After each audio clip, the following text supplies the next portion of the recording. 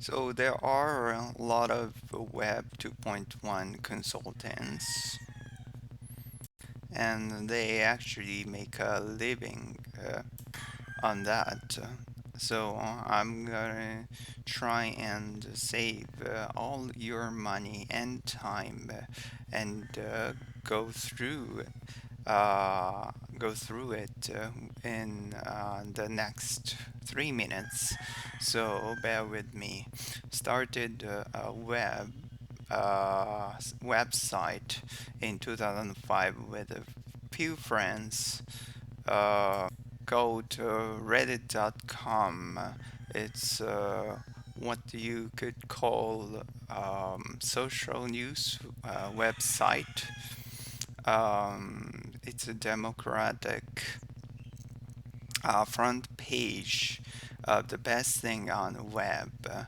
So if you find interesting content like, say, TED Talk, you submit it to Reddit, and the community of your peers vote up if they like, down if they don't, and that will create the front page. Um, so it's always rising and falling, but how million people visit every day? But it's not about Reddit. It's actually about discovering new things popped up on the web. We have seen a lot of all kinds of memes, all kinds of trends got born on the web in the last 5 years. But isn't about Reddit itself. It's about humbug whale. Technically, it's about Greenpeace. Greenpeace is a environmental organization, uh, and they wanted to stop Japanese government's whaling campaign, and so whales were getting killed, and they wanted to put an end to it. And one of the ways they wanted to do it was putting tracing chip inside one of those whales, and to really personify this movement, they wanted to name that, and in true web fashion, they put together a poll where they got bunch of erudite, very thoughtful, cultured names.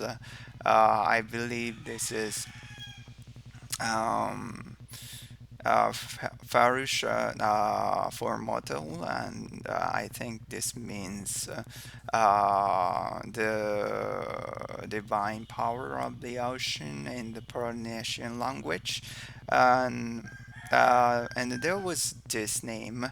Um,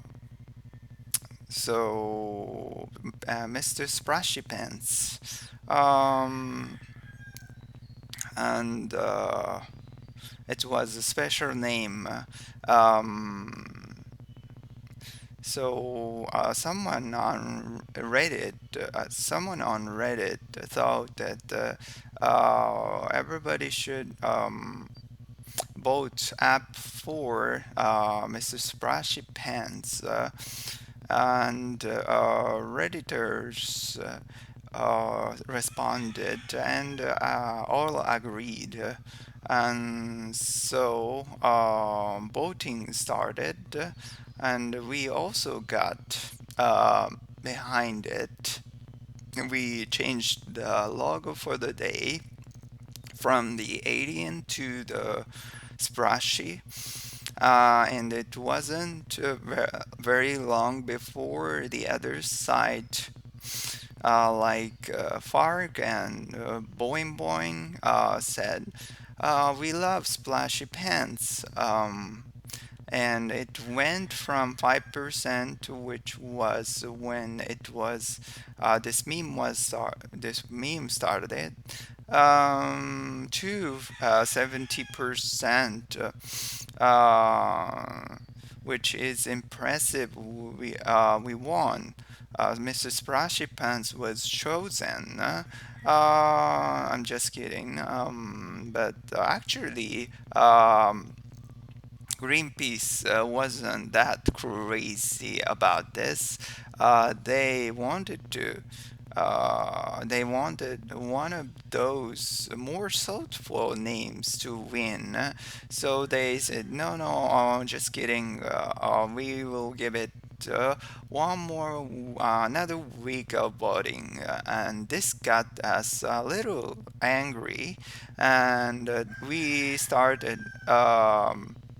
So Redditors and really the rest of the web, rest of the internet got behind Mrs. Splashy Pants. There is Facebook page was created, Facebook application were created, and people were putting up signs in the real world about this whale. The final vote, 78% of the votes, and to give you an idea of landslide, so 70 the second highest name was pulling in 3%. And this there is a clear message to this. So internet loves Mrs. Splashy Pants, which is obvious, because it's a great name.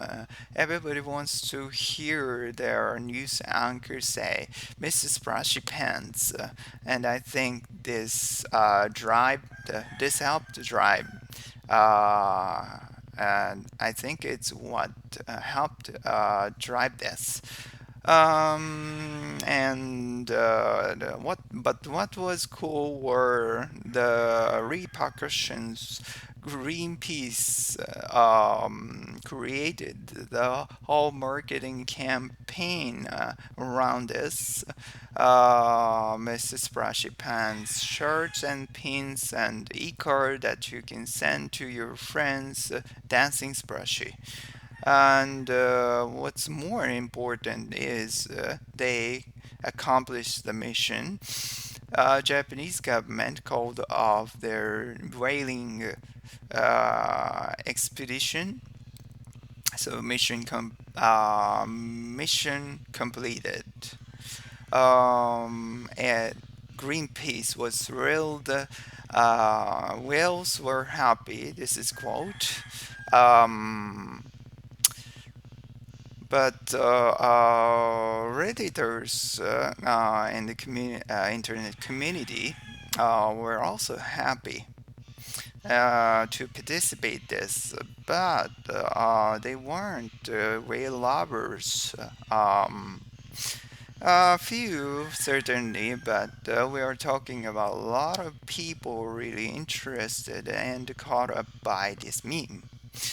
In fact, Greenpeace came back to the site and thanked Reddit for the participation, but this wasn't out of altruism. This was out of the interest in doing something cool, and that's how the internet works. This is a big great secret because internet provides the level playing field. Your link is as good as your link, which is as good as my link. And with a browser, anyone could get to uh, any website, no matter their budget. And uh, this is as long as